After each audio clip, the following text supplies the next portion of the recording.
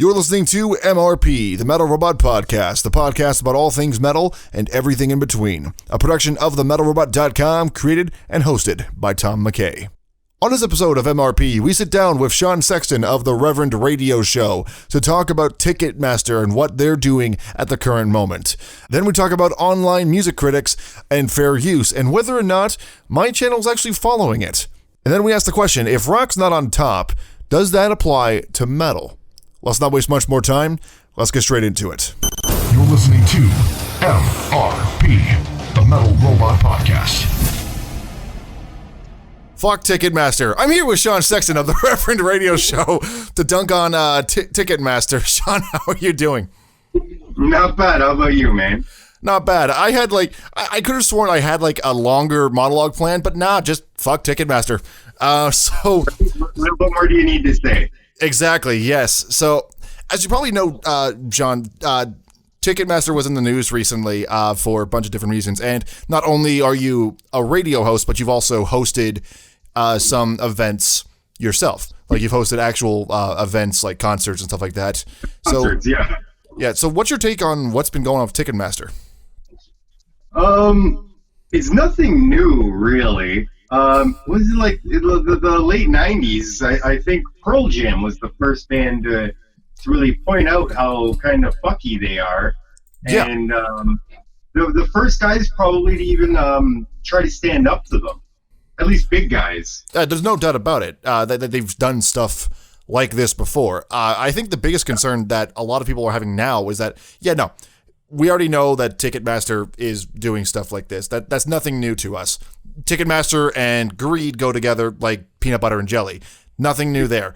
But I think what a lot of people are pissed about is that they're choosing the greedy route in the middle of a pandemic when many of those...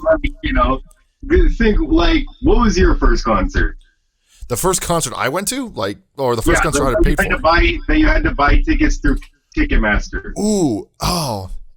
If I remember correctly, I think it was Epica, to be honest. Like Epica and... How much were those tickets? Honestly, surprisingly, somewhat cheap, if I remember correctly. But it could have been like a bunch of... It was probably more expensive than I remember. If I remember correctly, it was like $30-something, $40, $50. Okay, but here's the thing. My first concert, it was Aerosmith, which is I'm jealous. Top tier band. And at the time, tickets were really considered to be really expensive when I got them. $50. Okay. $50 to see them at Cops Coliseum in Hamilton. Mm-hmm. And that was when we got those, we were like, whoa, these concert tickets are fucking expensive. And, now, literally the last time they came through, tickets were $300, same band. And they have, no offense to them, they haven't gotten smaller, but they haven't gotten bigger either. Right. Aerosmith is not more successful now. And if anything, no offense to them, one of my favorite bands, least successful than they were back in 99. Yeah, no. that is very true. How come our concert, they've gone up? Mm. There's some sort of greed there, it seems, Oh, there's no denying that, especially with ticket prices constantly on the rise, especially as tickets sell. But during this time, what they're doing, for anyone listening who has no idea what's going on, Ticketmaster, they have... coincidentally, in the middle of a pandemic, changed their refund policy. Yeah. Before, if you didn't know, the policy was you can get a refund for concerts that were postponed, rescheduled, or canceled. That is what it used to. In fact, literally, word for word, refunds are available for if your event is postponed, rescheduled, or canceled. But now, coincidentally, in the middle of a pandemic... They're also applying for a government bailout. So why do they need both of those? Ugh. Why do they need to keep our money for nothing and a government bailout? This is, honestly, like you were saying earlier, I'm not surprised that Ticketmaster is doing this. I am more surprised by the timing of it. Like the fact that they're choosing, of all times now, to do it. Fuck us. Here's the thing, though. it's not a free market in this industry for some fucking reason that nobody can really understand. Mm-hmm. Yeah, somebody, I think in the early 2000s, just a little after the Pearl Jam thing, somebody did try to compete with them, and literally the Ticketmaster got the government involved, and the government was like, okay, only Ticketmaster can sell concert tickets now. I'm not surprised. I mean, Ticketmaster, I think they're known for lobbying quite a bit. Exactly. Yeah, there was even news a couple days ago. The only way an industry can prosper and continue to exist even is they need competition. Yeah. Right? Oh, absolutely. Corporate consolidation is a problem in that regard. And I was even hearing there was news a couple days ago. They had a rival that they just bought out. Like they. Really? Yeah, I don't know in exactly. North America? It was a ticket selling startup. It was a startup. I don't know if it's an America. Honestly, I probably should have read further into that article, but yeah, basically, yeah, no, that was an actual thing. They bought a startup, and that's now under their Ticketmaster's wing. It's insane what's going on with Ticketmaster, to be honest, and especially in this time of a pandemic, where again people need that money back more than ever. Yeah. And not a lot of people. Actually, I have a book right here. Anybody interested in this can check this out. It's called The Pirate Organization. Who's it by? By Rodolphe Durand and John. Oh, it's some French dudes. I don't know. The book is from French into English, but it wasn't until I read this book, and I'm reading it again. That's why it's right beside me. I wasn't planning on this. Every industry needs piracy to propagate itself. Right. Think about this. Piracy started with tea and spice. Okay? But anything. There would be no Netflix if people hadn't started pirating movies and putting them on the internet for free to watch. That's true. Right? Yeah. There would be no Spotify, no iTunes if people hadn't started trading MP3s over Napster. It was this competition that made these industries further themselves to be more what we wanted. Right. And Ticketmaster is doing what they can to stop all that. Now, you can't even do it legally. You can't legally contend with them. No, and that's kind of ridiculous that they're doing that. Yeah. It's because of that they are able to, in a way, get away with doing stuff like this. I mean, a move like this for any other company would be a PR disaster. But to these guys, PR, I sent a tweet up about this earlier, but to Ticketmaster, PR doesn't stand for public relations. It just stands for fuck refunds if you spell fuck with P and H. That's pretty much all it is, because they don't care. Yeah, but they really don't. And we're supposed to have laws against this because it's essentially a monopoly. It is a monopoly, yeah. America, yeah. Here in North America, we have laws that say, hey, you can't have a monopoly. But like you said, they've lobbied all these people. They're rubbing shoulders with all these lawmakers and senators and whatever, I guess. And they've been somehow found like a loophole or something, I guess. Oh, very much so, yeah. And it's even funnier because we know that an event like this, people are so pissed right now about Ticketmaster. And one of the big things, because of that, their tickets are now, like, the money that they spend on those tickets is being held. Now, I do want to mention in this regard, the CEO of Live Nation, the parent company for Ticketmaster, he went on TV and said that it's very much it's misperception about Ticketmaster right now. There's a lot of that, apparently. Because apparently how it works is Ticketmaster doesn't sell these tickets and sit on a mountain of cash. They sell tickets and give the cash over to the venues where the events are held. Is that accurate at all? That being as someone who's hosted events? Venues on that scale, if like we're in Canada, so say we're going to use a big venue so everybody knows it. Say Rammstein, which is a good example because this is one of the bands that nobody can get a refund for. Say they want to use Skydome.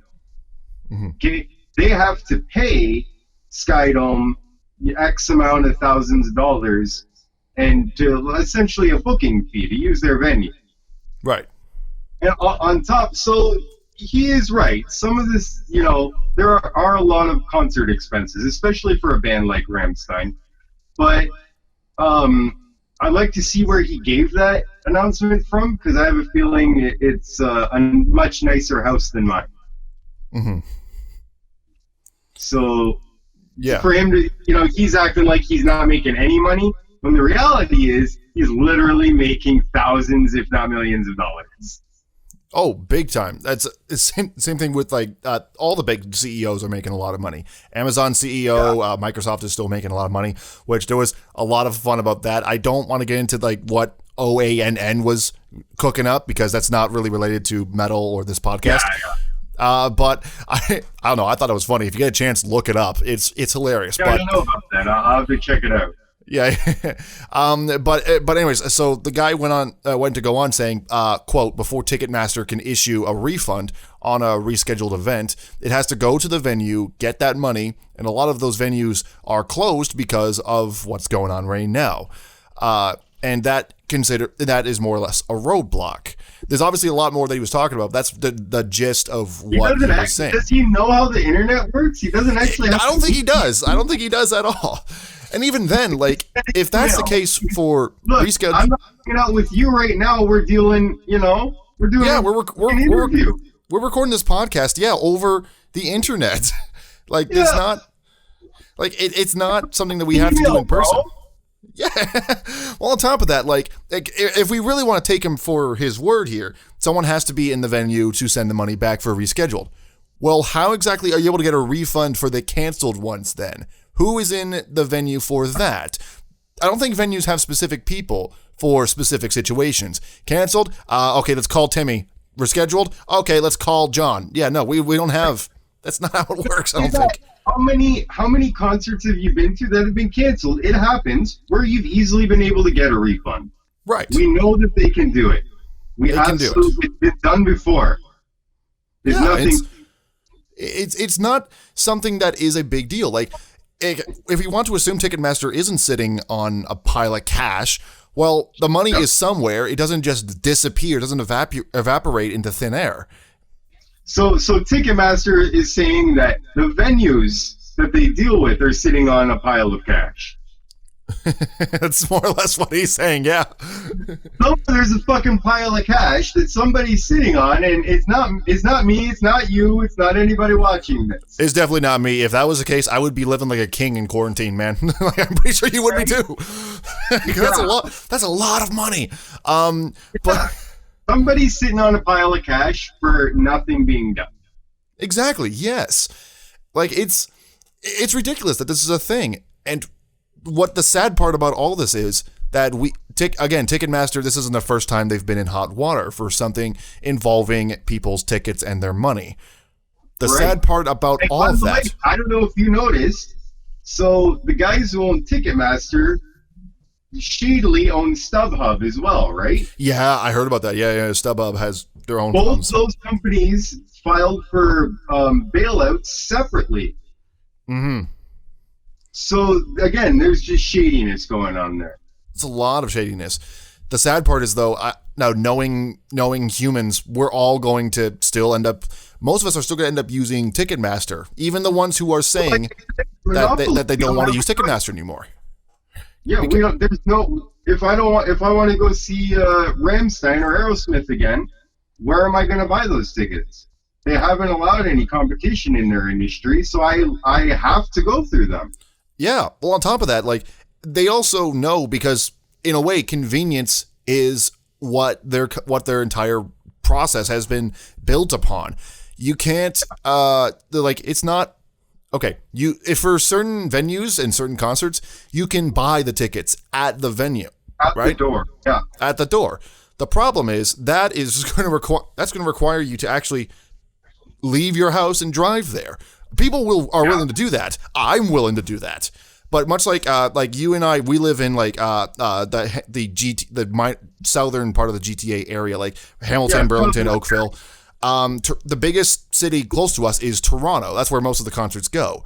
So for us, if you want to buy tickets at the door, we have to actually drive there to pick it up. Which again, I'm willing to do. I'm willing to do. I'm not. I can't speak for you, but I don't know if you're old enough, but when I was a kid, we used to fucking line up at CD stores and buy, they would have a little kiosk in the back of Sunrise and HMVs and all that, and you could just line up there and buy tickets anywhere you want. Yeah. So you could buy tickets from cities and towns away for a show in Toronto.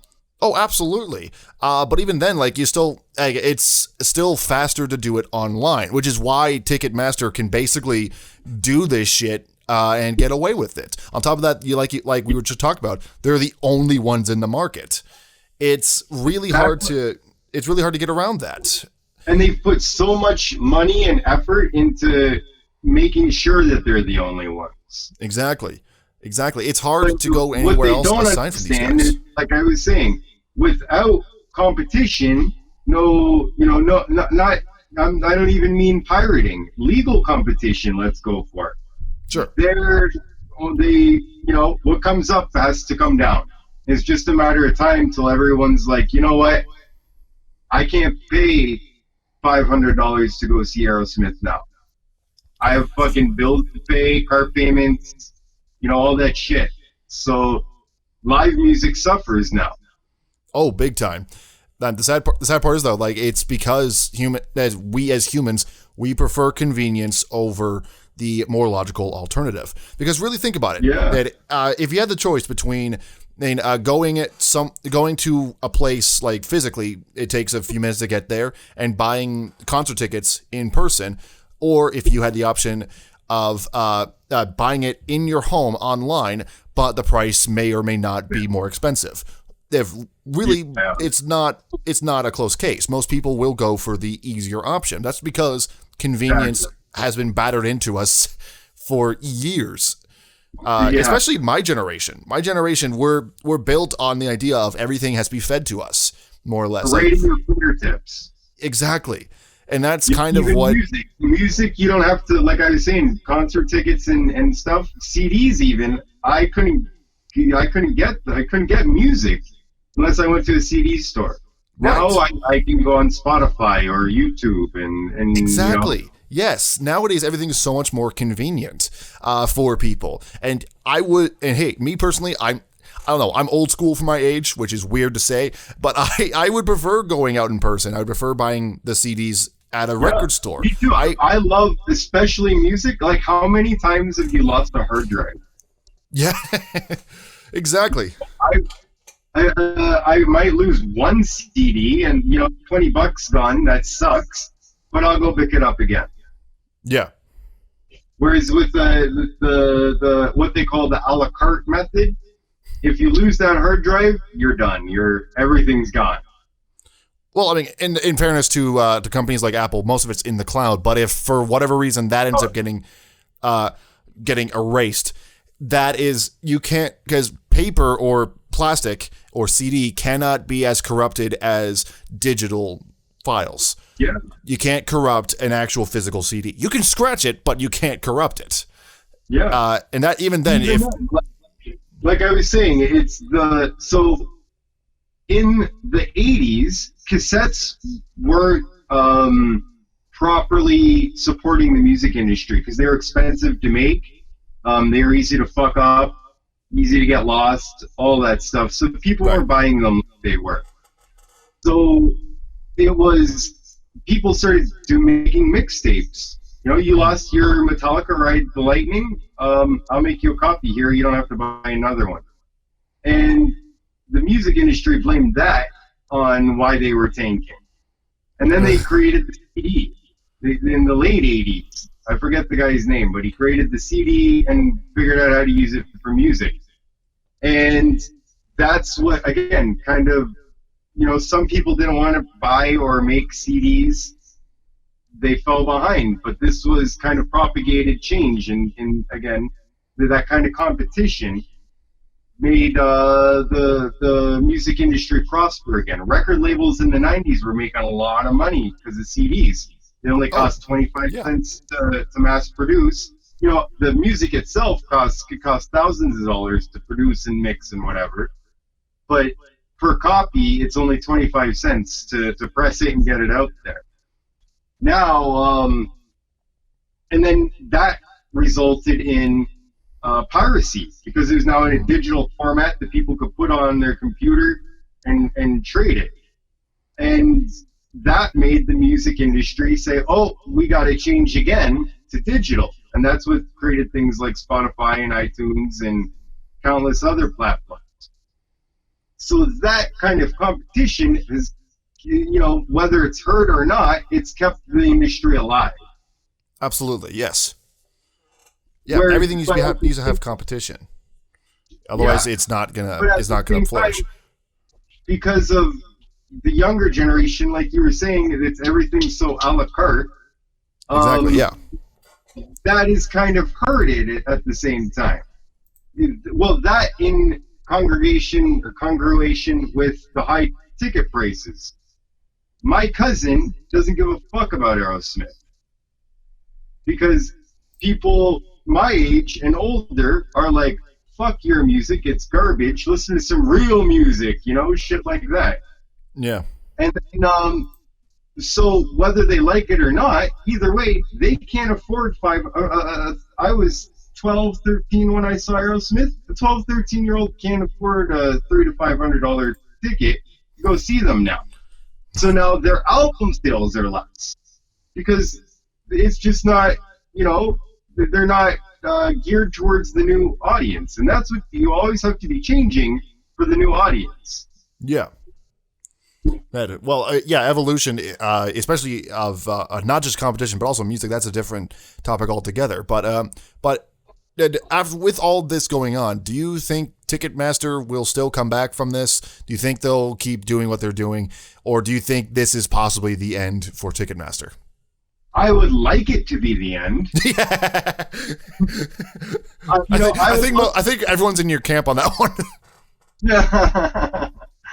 I would love it to see them go under and 3 small companies pop up, that have to compete with each other there, and it would lower concert prices.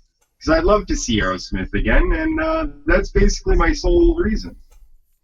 All right, Shawn, thank you so much for coming on the podcast. It was great talking to you over the interwebs to talk about. I'm sorry? What? Yeah, you too. All right, awesome. By the way, how are you doing with all this COVID-19 bullshit that's going on? I forgot to ask that at the beginning.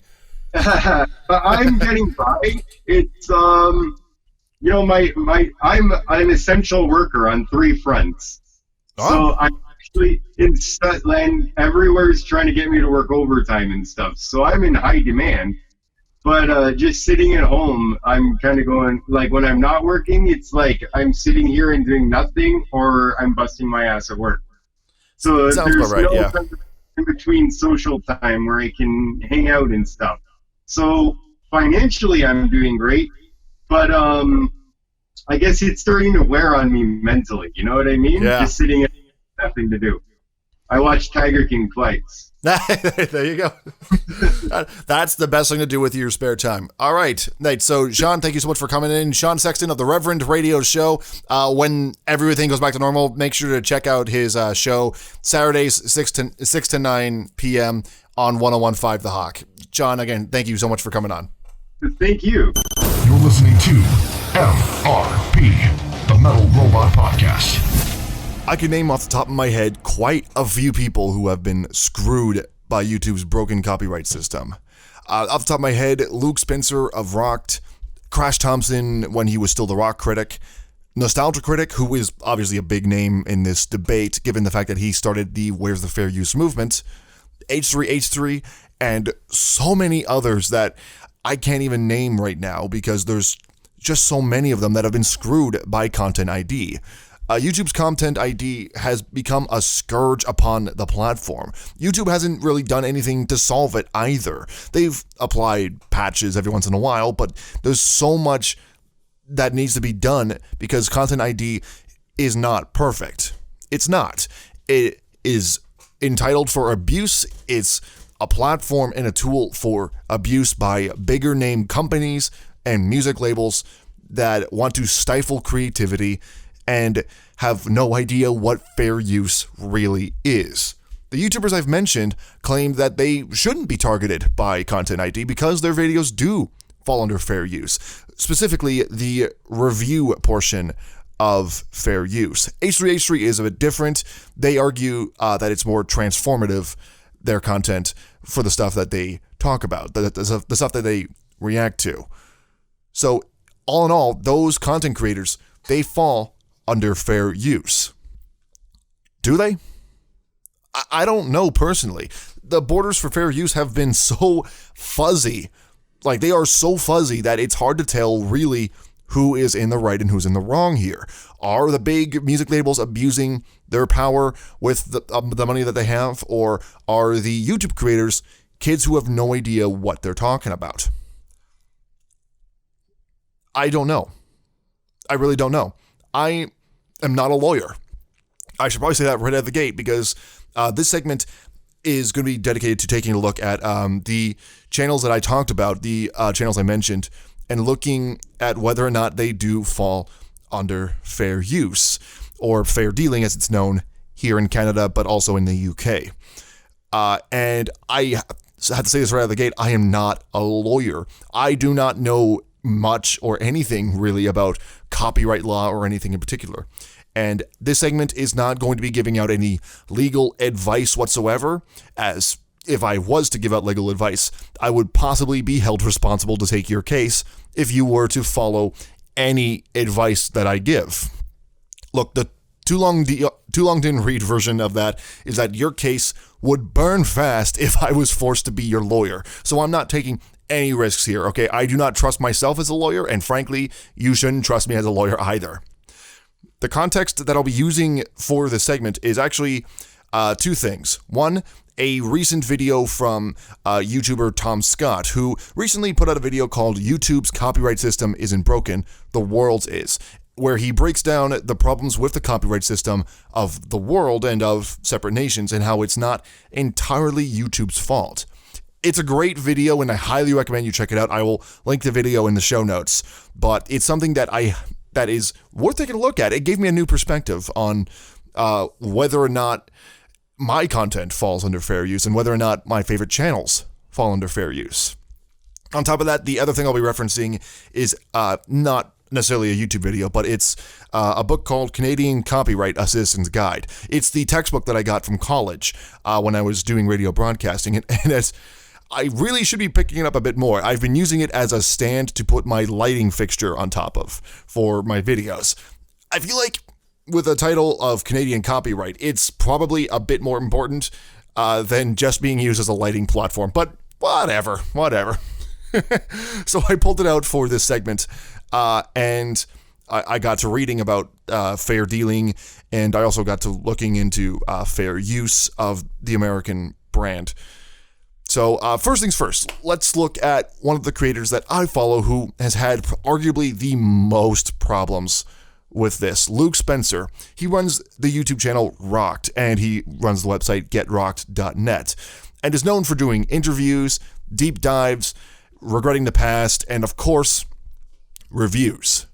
Criticism and review, according to copyright law, falls under fair dealing, and if you're in the US, it's known as fair use. Now, thankfully for Luke, his channel does fall under the fair use category to an extent. At least he does now. You see, his channel back in the day didn't really do that as much, and so his channel got flooded with claims from WMG and UMG. Now, for a bit of context on my part, I saw that and was absolutely furious, much like many other fans of his channel. I, for one, was failing to attempt to start a trend called #StopUMG, #StopWMG. It didn't really tread water very far, as my reach is about as far as I can reach across my desk. But nevertheless, the way his videos worked is that he would play the song for a couple of seconds to give you an idea of what he's talking about in the surrounding of the video. So he would be talking about the album, talk about the music. In the background would play music. Now, because he is criticizing the music in that, he is in the clear. But there were segments where he was just playing a few segments on their own. Now, what he used to do way back in the day, those little segments would have little bassy types of sound effects added in to kind of throw off Content ID, which is smart because, Content ID can't really detect it has its own audio form in the database. And if there's something different about what's being played, well, it's harder to detect. But nevertheless, that format of just playing select clips from the music doesn't necessarily fall under fair use. Again, this is more just because of the extent of fair use. It's very vague. The borders are very fuzzy. No one really has a clear understanding of whether or not something like that would fall under fair use. The content creators say it is fair use. The music labels say no. So basically, he's using the music. If he's using the music, he has to be genuinely criticizing it the entire time according to copyright law. Or his content has to be transformative enough that the music can be still used fairly. Which can apply to taking segments of the music, playing it, and then creating a joke, more or less. Like more or less joking about it. Like the time when he played a segment from one of the Fall Out Boy albums during a Regretting the Past. Something about, I'm a dick girl, I'm addicted to you, like a line like that. And referencing Simple Plan as a throwaway joke. It worked in that case. But it doesn't apply to displaying the song in the middle of your content, even if it is for a few seconds. Now, at this point, it's worth noting that the big name record labels are still in the wrong for abuse of the system for multiple different reasons, because some of the content that they did flag was genuinely in fair use. But it doesn't help that the fair use section is very much a fuzzy gray area that needs to be more easily understood. Luke clearly realized this, and he has shifted gears since then, though it was done the hard way. He had to unfortunately learn the copyright law is very different from the way it should be. Copyright law hasn't really caught up, and we unfortunately are stuck with what we got. Now, the live footage and music videos that he does still display, even if he's not really playing the music, that's still questionable as he doesn't really criticize the videos. But it's hard to tell how that'll play out. But so far, in my personal opinion, he's in the clear. He is now in the clear. Now, let's move on to, honestly, my personal favorite of the bunch, Crash Thompson, who was next. Now, he, back before 2020, he had a show called The Rock Critic. Now, a few times in the later days of The Rock Critic, before he ended up killing the show, he actually got hit a few times from Content ID on his channel, but not for the reasons you'd expect.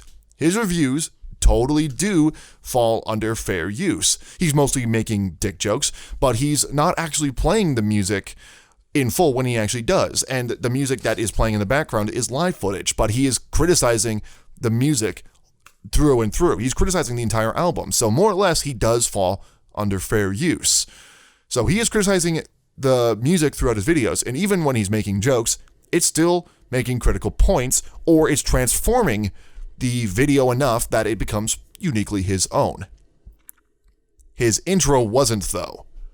His intro used to be the song called Lexicon Devil by The Germs. That used to be The Rock Critic's theme song.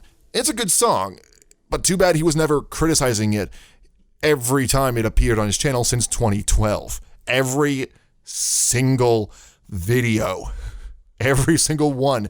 He only got hit a few times, thankfully, but if the owner of Lexicon Devil, of that song, of the copyright, really wanted to, they could, in a way, flag every single one of his videos. Let's pray to God that they don't do that, because Crash Thompson only just became Crash Thompson, and left the rock critic behind using what I'm assuming is his own original piece. And that's most of his older videos are very much big, not viral hits, but they are some of the biggest, most viewed videos on his channel. If they were to get taken down, that would be a huge, huge thing that Crash Thompson has to deal with and hopefully recover from. But as of right now, in 2020, he is now in the clear as well. But what about H3H3? Well, according to the courts, he's in the clear as well. This is not necessarily me looking at his channel. He's in the clear because he was taken to court by a creator. I can't think of the name off the top of my head, but it was a huge deal back when that happened. H3H3 became a public figure in the battle for fair use. More so than Nostalgia Critic did, which I don't think he was happy about, but nevertheless, H3H3 ended up winning that case. And the court ruled that his reactionary content falls under fair use because of the fact that it was transformative enough to make the content more or less his own. He was transforming the video with his own style in terms of skits and comedic jokes and comedic timing. Everything H3H3 was doing around the reactionary content was very much transforming it into their own. It's worth noting that the court didn't really rule that all reactionary content is okay, though, because, there are obviously reaction channels that'll just watch the video in its entirety, just more or less just watching it and filming themselves watch it. No cuts, nothing.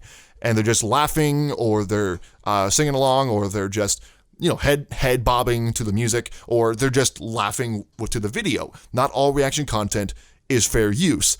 So any of those channels that are doing that really need to pick up a textbook every once in a while. Even fair dealing doesn't cover that shit. But that brings us actually to my channel. You see, it's only fair if I'm judging these other channels that have had a lot more success than me. It's only fair that I take a look at my channel. Am I doing this correctly? Am I falling under fair dealing? Well, the irony of it is my channel actually used to be safer under fair dealing than it is now. And I didn't realize that until Tom Scott put out his video and until I actually did a deeper dive into the Canadian copyright textbook that I got. You see, in the old style, okay, so first and foremost, this is despite some of the older videos still being claimed by copyright holders over and over again.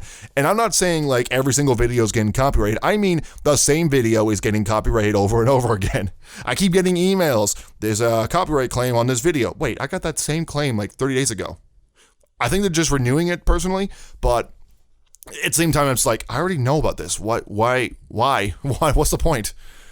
Now, okay, here's what I mean. In the old style, despite me having a similar problem to the Rock Critic's intro, my intro used to be The Wicked End by Avenged Sevenfold, which was very much a problem. Thankfully, I never got claimed for that, but there's a reason why I switched to using an original piece nowadays. But going back to it, back in 2019, I switched to an intro that was something more geared towards the identity of the metal robot, using an original piece that I put together with a sort of mindset of radio IDs, like radio splitters, and then setting that to video. That's more or less what I did, but the important thing is the old style of review was more legally safe than what I'm doing right now.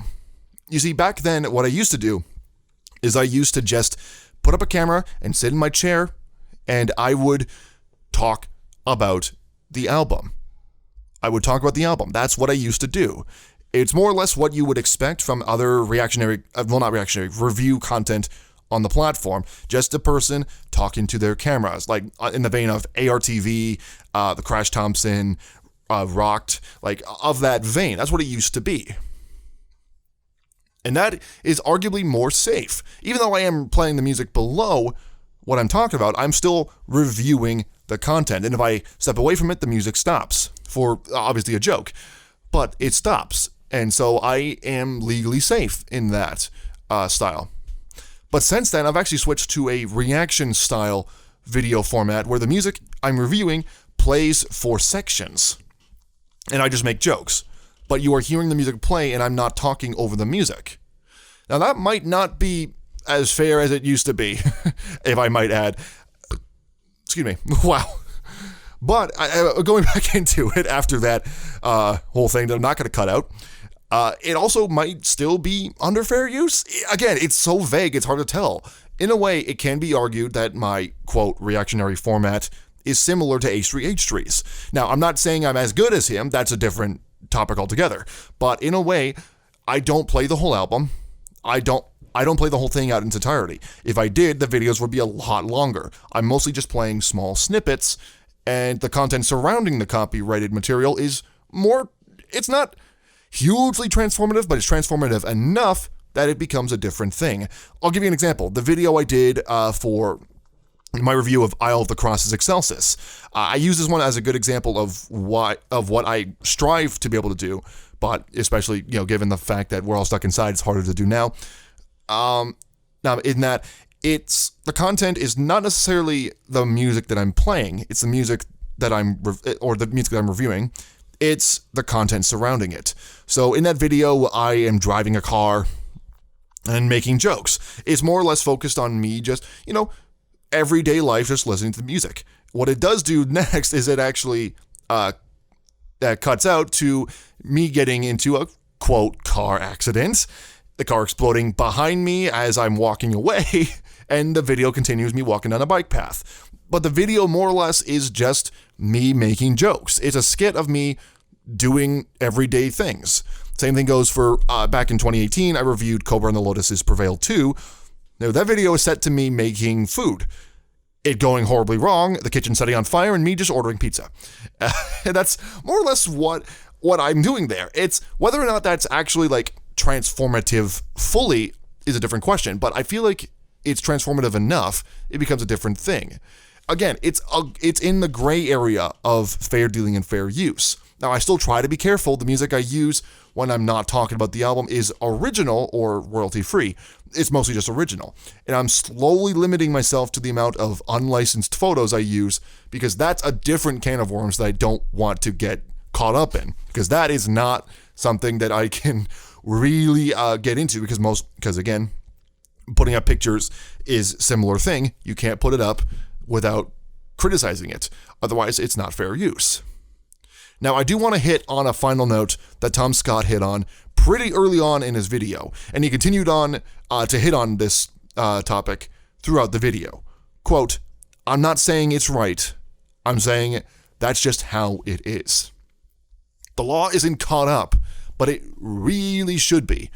Now, full disclosure, again, it's hard to tell whether or not all the channels I mentioned, including my own, actually genuinely fall under fair use or fair dealing, 100% falling under that category. We're just people making content on YouTube. The current copyright system is flawed in how it deals with all this for multiple different reasons. And it's hard to say whether our channels, who are clearly ahead of the copyright system, whether or not we're actually following the old rule that is still in effect. Content ID is not the real problem here. It's not really a problem, to be honest. It does have multiple flaws, but it was designed as a workaround to the current copyright law that's in place. And we honestly have to deal with that. Not much we can do, but just hope that we are following those current rules. Also, apparently, we can all get fucked for having the actual album art displayed without criticizing it. The whole system is just fucked. You're listening to MRP, the Metal Robot Podcast. A few months back, a video came out on the Rock YouTube channel called How Rock Can Get Back on Top.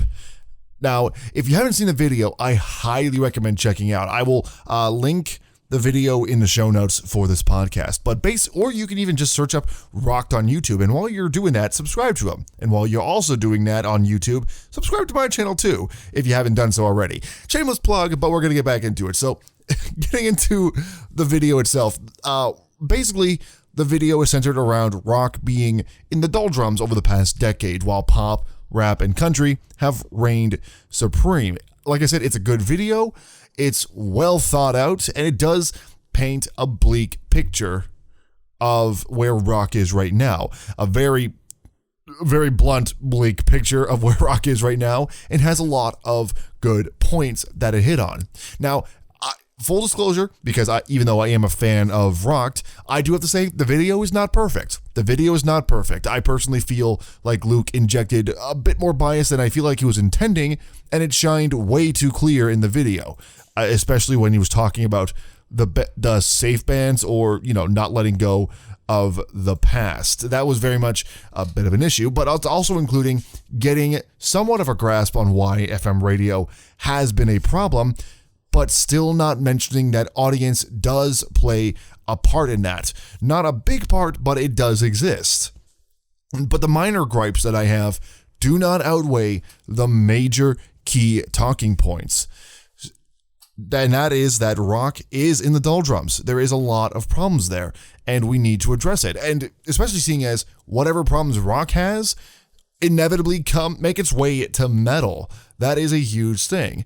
Now, I actually wanted to get Luke on the podcast to talk about how this applies to metal, because that is a key talking point that I feel like I may personally care about, and I feel like you care about as well.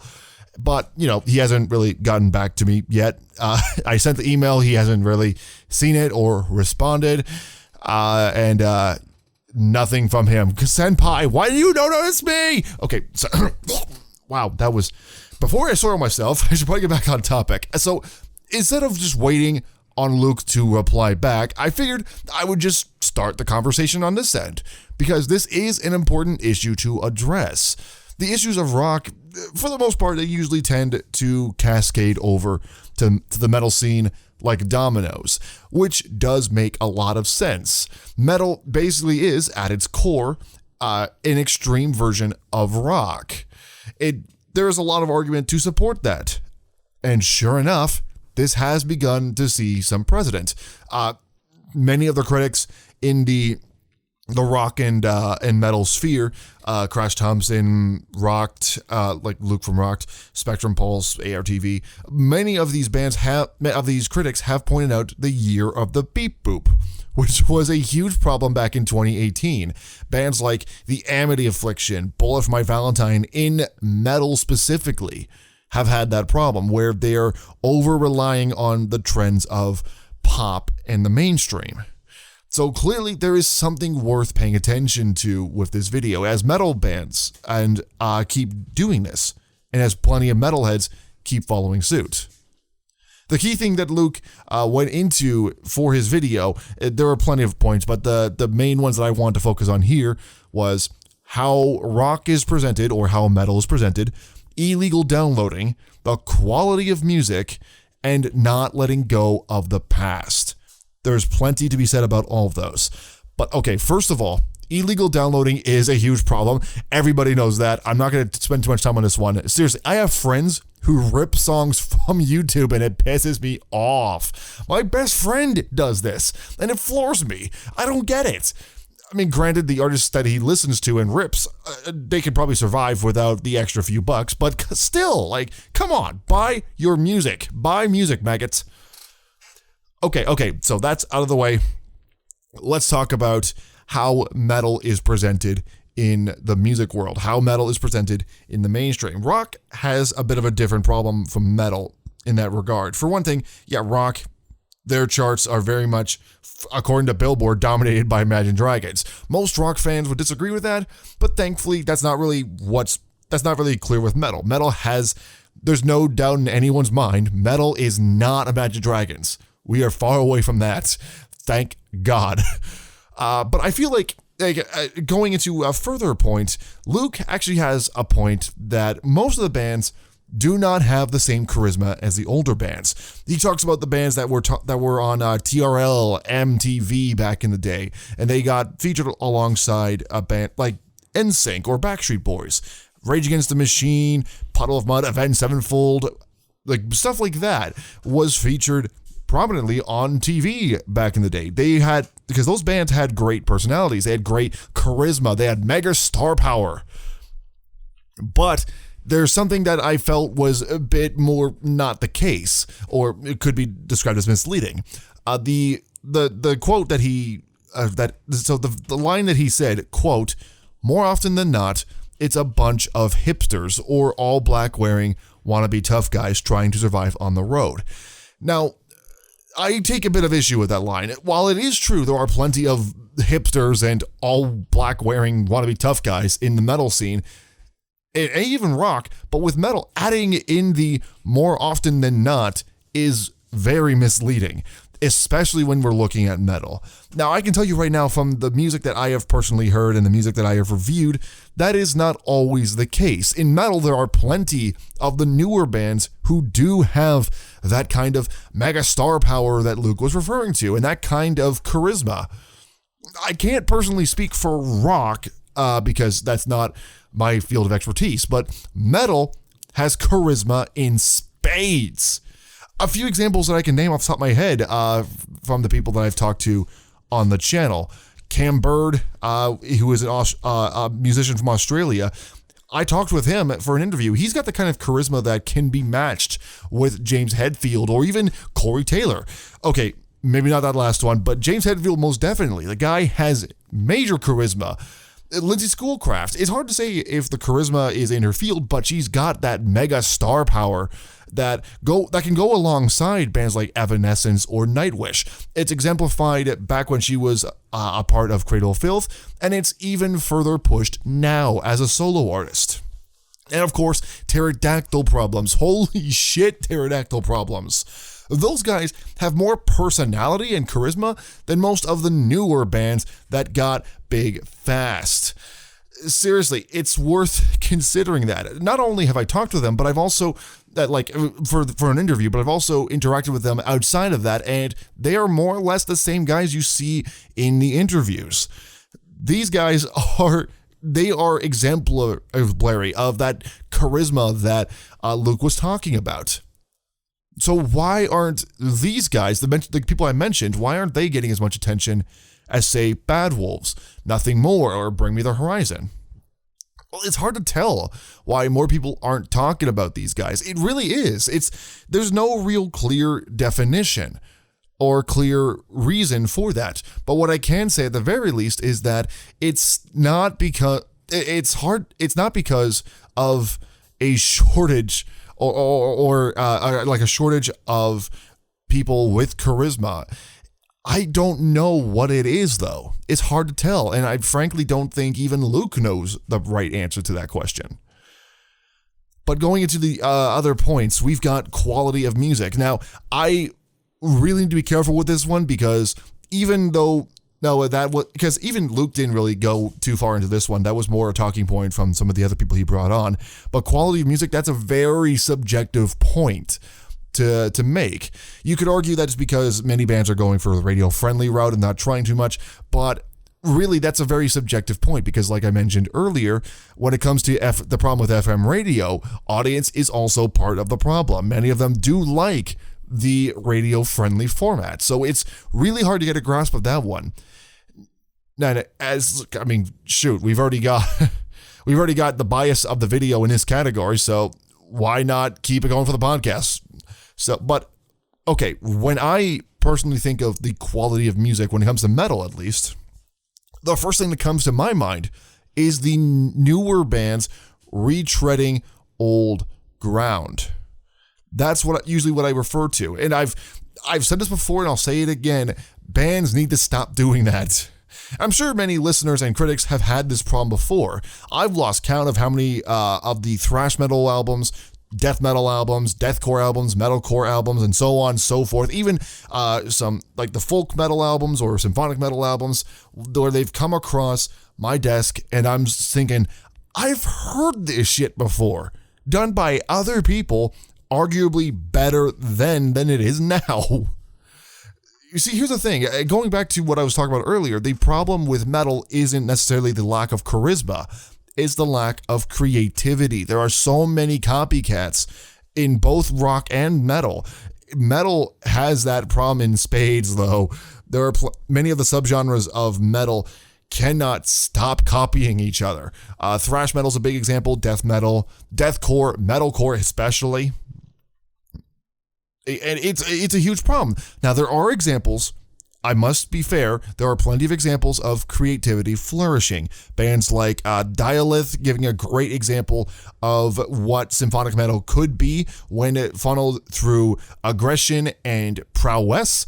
Sleep Wraith, who I've reviewed on the website, shows what you can do when you expand outside of just the death metal genre and bring in more influences from everywhere else and just creating a metal record. An amazing concept. I don't know why most people aren't doing that. But then there are bands like, say, Eye of the Destroyer, just nitpicking from the array of albums I've reviewed. A band like Eye of the Destroyer, they're not bad, but I've heard their sound before, and they've done better tenfold.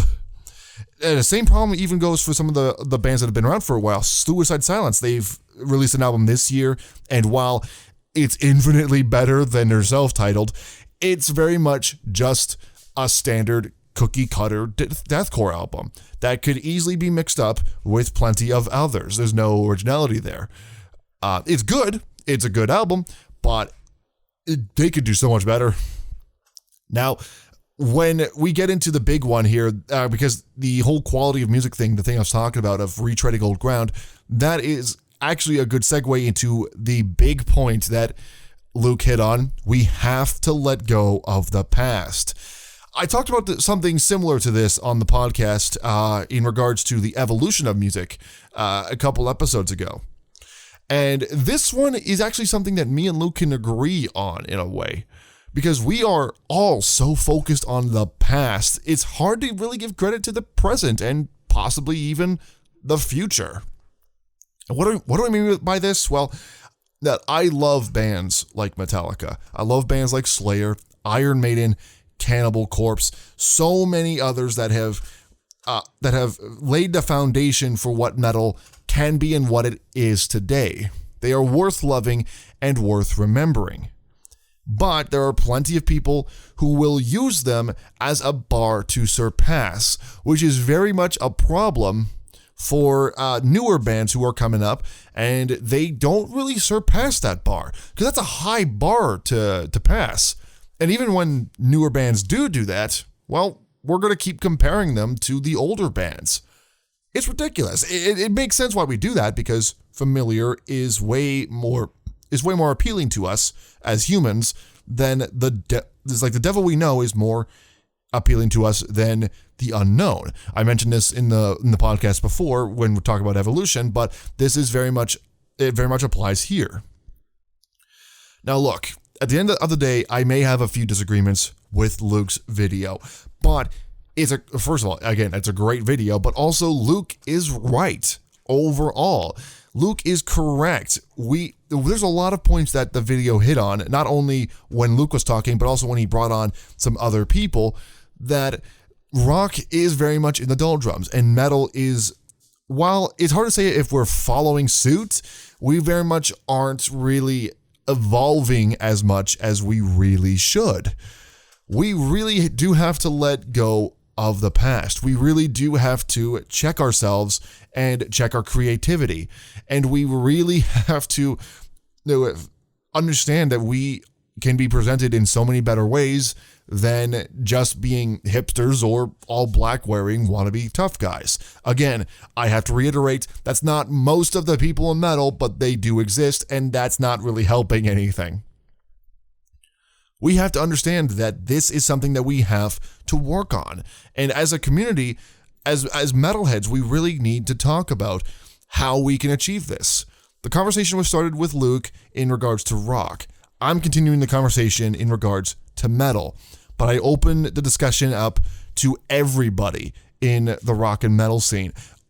Anything in particular along those lines? How can we solve this problem? And Luke, if you are listening to this, seriously, man, come on the podcast. Let's talk more about this. It'd be great to talk about this with someone who made the original video and hopefully get some more points out of. But that's just my thing. Come on the podcast, Luke. We want you.